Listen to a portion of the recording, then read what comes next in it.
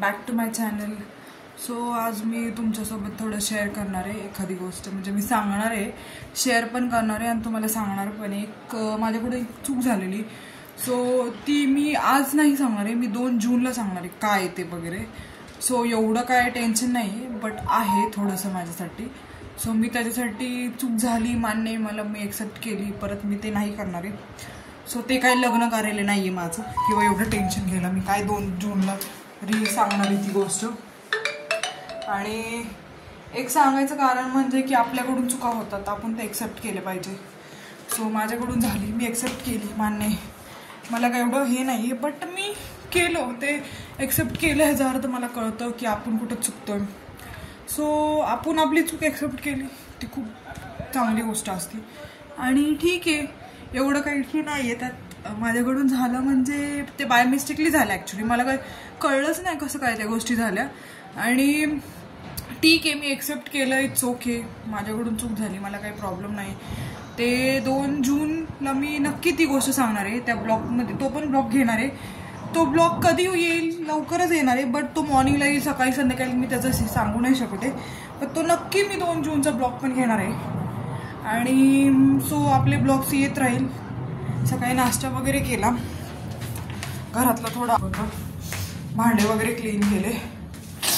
So दूध नासलं होतं म्हणून त्याचा खवा केला. माझा चहा होता, तो चहा, बिकॉज दुधाचा चहा घेतला की मला खूप त्रास होतो. सकाळी मी तेच घेतलं, दूध खराब झालं होतं, मला कळलंच नाही दूध खराब झालं ते म्हणून. सो मी ते बघू शकता. आणि ते पिल्याशिवाय माझं डोकं नाही चालत. माझं डोकं खूप भनभनायला लागलं आता.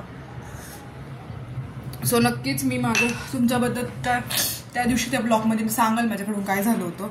सो आजचा ब्लॉग पण बघा. आणि एक सांगायचं कारण म्हणजे आपल्याकडून चुका होतात, आपण एक्सेप्ट करतो, ते खूप मोठी गोष्ट असते. बट कसं असतं, चूक झाल्याशिवाय आपल्याला ती गोष्टीची व्हॅल्यू कळत नाही, आपल्याकडून काय चुकलं ते वगैरे. सो मी ती चूक एक्सेप्ट केली. सो मी त्याच्यावर काही चुकीचे डायरेक्शन घेणार नाही. चूक झालं म्हणून थोडंसं चूक झाली, मी एक्सेप्ट केली. त्यासाठी मी त्यात चेंजेस पण करणार आहे. आपल्याकडून चूक झाली, सो मी ते नाही रिपीट करणार. आणि एक म्हणजे सांगायचं की आपल्याकडून चुका होतात, ते चुकी, आपण माणसं आहेत, पण ती चूक एक्सेप्ट करा. तर ती नाही करून स्वतःला गिल्ट घेण्यापेक्षा मी नाही केलं वगैरे वगैरे, that is not a point. आणि एक म्हणजे असं आहे की ती माझ्याकडून चूक झालेली 1-2-3 दिवस झाले त्या गोष्टीला. सो मी ते हे पण ब्लॉगमध्ये ॲड करते. कसल्याबद्दल ते नाही मी सांगणार, कसलं झालंय काय झालं ते 2 जूनला नक्कीच मी सांगल. त्याच्यामुळे तुम्ही काय टेन्शन घेऊ नका. माझं काय लग्न वगैरे ठरलं नाही का, साखरपुडा वगैरे तसं काही, ते काय एवढं इश्यू नाही का, एवढं तुम्ही सस्पेन्स नाही ठेवणार आहे मी 2 जूनपर्यंत. सो मी ते सांगलच ब्लॉगमध्ये. सो आपला हा ब्लॉग नक्की बघा, लाईक करा, शेअर करा, सबस्क्राईब करायला विसरू नका. आज दिवसभर मला सगळी कामं वगैरे आहेत. मम्मी बाहेर गेलेली, थोडं काम आहे आमच्या घरात, एक जणाची थोडं डेथ झाली, त्यामुळे मी तिकडे आहे. भाऊ आला होता, त्याला नाश्ता वगैरे दिला. माझं पण चाललंय काम वगैरे आवरचं. बघू शकतो कशी पिंपल्स यायला लागले ते यार तोंडावर, चेहरा कसा व्हायला लागलाय. तर चेहऱ्यासाठी पण जरा क्लीन करते, माझं आवरते. चला ब्लॉग मी इथंच एंड करते. सो आपण त्या दिवशीच्या ब्लॉगची लवकर माझी वाट बघा, मी तो ब्लॉग लवकर अपलोड करणार आहे.